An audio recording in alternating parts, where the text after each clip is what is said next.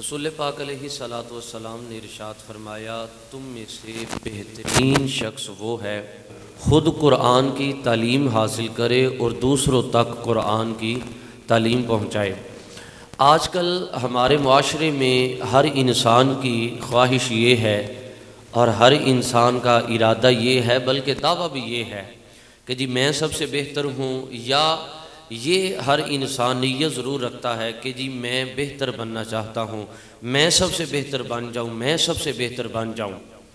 اس کا طریقہ نبی پاک علیہ الصلوۃ والسلام نے ارشاد فرمایا، وہ طریقہ بڑا خوبصورت ہے۔ رسول اللہ نے فرمایا کہ تم قرآن کے اوپر چلنا شروع ہو جاؤ، قرآن کی تعلیم سیکھنا اور سکھانا شروع ہو جاؤ، میں اعلان کرتا ہوں تم سب میں سے بہترین شخص ہو جاؤ گے، اللہ تمہیں بہترین بنا دے گا۔ شرط یہ ہے کہ تم قرآن سیکھو۔ آج کل ہمارے معاشرے میں یہ جو معاشی بحران چھایا ہوا ہے، جو ہمارے معاشرے میں یہ دن بہ دن بڑھتی ہوئی تکالیف آپ کو نظر آ رہی ہیں، یہ مسائل بڑھتے جو نظر آ رہے ہیں، ان کی وجہ صرف اور صرف یہی ہے کہ ہم لوگ قرآن سے دور ہو گئے ہیں۔ ہمارے گھروں میں قرآن ہم نے طاقوں میں سجا کے رکھا ہے، الماریوں کی زینت بنا کے رکھا ہے، ہم نے قرآن کو بڑے خوبصورت اعلیٰ قسم کے غلاف کے اندر بند کر کے رکھ دیا ہے، اور ہمیں یہ بھی نہیں یاد کہ ہم نے آخری دفعہ اسے کب دیکھا تھا۔ تو ہماری جو پریشانیاں بڑھ رہی ہیں اس کی وجہ صرف اور صرف یہ ہے کہ ہم قرآن سے دور ہو گئے ہیں۔ اے مسلمان، اگر چاہتے ہو کہ آج ہم کامیاب ہو جائیں تو میرا دوست آج بھی قرآن کھول، میرے دوستو آج بھی قرآن کو کھولو، قرآن کو پڑھو، قرآن کے اوپر چلنا شروع ہو جاؤ، قرآن کی تعلیمات کو اپنانا شروع کر دو۔ خدا کی قسم ہمارے قرآن پہ چلنے کی دیر ہے، اللہ رب العزت کو ہمیں بہتر کرنے میں دیر نہیں لگے گی۔ دیر ہماری ہے، ہم قرآن سے دور ہیں، ہم حضور کے دین سے دور ہیں۔ تو آج میرا یہ پیغام ہے آپ سب سے کہ ہمارے دل اللہ اور اس کے رسول کی اس ہدایت کے نور سے خالی ہیں۔ اس کی وجہ یہ ہے ہم نے قرآن کو طاقوں کی زینت بنایا ہے، اپنے دل کی زینت نہیں بنایا۔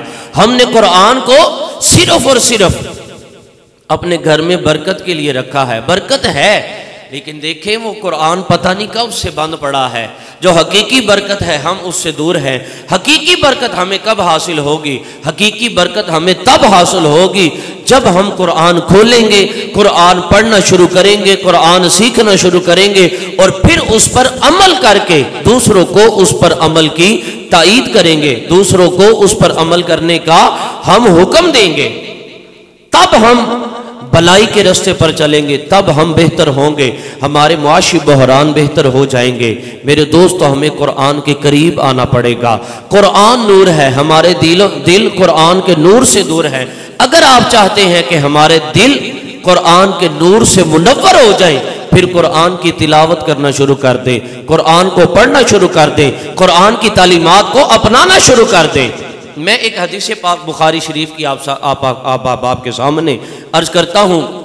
حضرت ابو سعید خدری رضی اللہ تعالیٰ عنہ آپ روایت کرتے ہیں کہ رسول اللہ صلی اللہ علیہ وآلہ وسلم کے غلام ہیں جن کا نام ہے حضرت اسید بن حضیر رضی اللہ تعالیٰ عنہ۔ نبی پاک علیہ الصلوۃ والسلام کے غلام ہیں حضرت اسید۔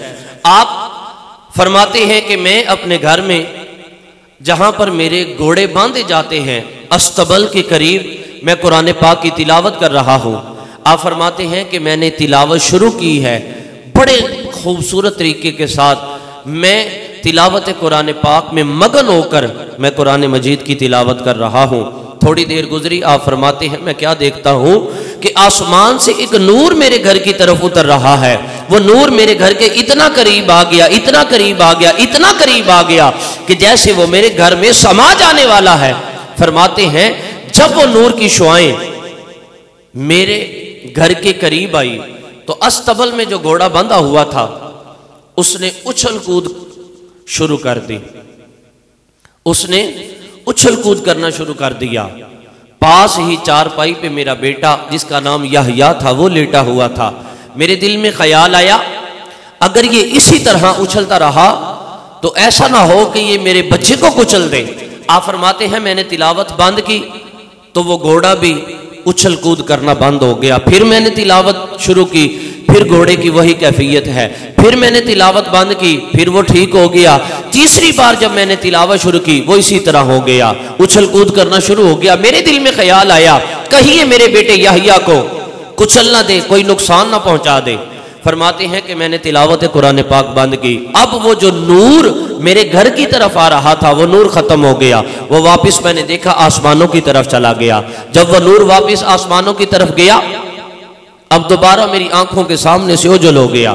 صبح نماز فجر رسول پاک علیہ السلام کی بارگاہ عالیہ میں ادا کی، رسول پاک کی بارگاہ میں پہنچا، میں نے سارا ماجرا رسول پاک کی بارگاہ میں سنایا۔ یا رسول اللہ اس طرح تلاوت کر رہا تھا، اس طرح آسمان سے نور کے فرشتے میرے گھر کی طرف آ رہے تھے، نور آ رہا تھا۔ یا رسول اللہ میرا گھوڑا اچھل کود کرنا شروع ہوا، میں نے تلاوت بند کی، وہ نور بھی غائب ہو گیا، میری آنکھوں سے اوجھل ہو گیا۔ رسول پاک علیہ السلام نے ارشاد فرمایا، اے میرے غلام، اے میرے صحابی، تجھے نہیں پتا وہ نور کوئی عام نور نہیں تھا، بلکہ وہ اللہ کے فرشتے تھے جو تیری تلاوت سننے کے لیے تیرے گھر کی طرف آ رہے تھے۔ اگر تو صبح تک تلاوت قرآن پاک جاری رکھتا تو رب کعبہ کی قسم ہے وہ فرشتے ساری مخلوق کے سامنے آ جاتے۔ اگر تو قرآن پاک کی تلاوت کرتا رہتا تو صبح ہوتی تو لوگوں نے دیکھنا تھا کہ یہ فرشتے تیرے گھر میں تیرے قرآن پاک کی تلاوت کو سننے کے لیے آئے ہیں۔ تو پتہ چلا اگر انسان قرآن مجید کی تلاوت کرتا ہے تو اللہ رب العزت کا نور اس بندے کی طرف آ جاتا ہے۔ آج ہمارے دلوں میں قرآن کا نور ختم ہو گیا ہے، اس کی وجہ یہ ہے ہم نے قرآن کو بند رکھا ہے، ہم نے قرآن سے دوری اختیار کر لی ہے۔ اگر چاہتے ہیں آج بھی ہمارا معاشرہ ٹھیک ہو جائے، آج بھی ہماری نیتیں بہتر ہو جائیں، آج بھی ہم لوگوں سے بہتر بن جائیں، تو قرآن مجید کی تلاوت کریں، قرآن خود سیکھیں، دوسروں کو سکھائیں۔ یہی آج کا پیغام ہے۔ اللہ ہمیں عمل کی توفیق عطا فرمائے۔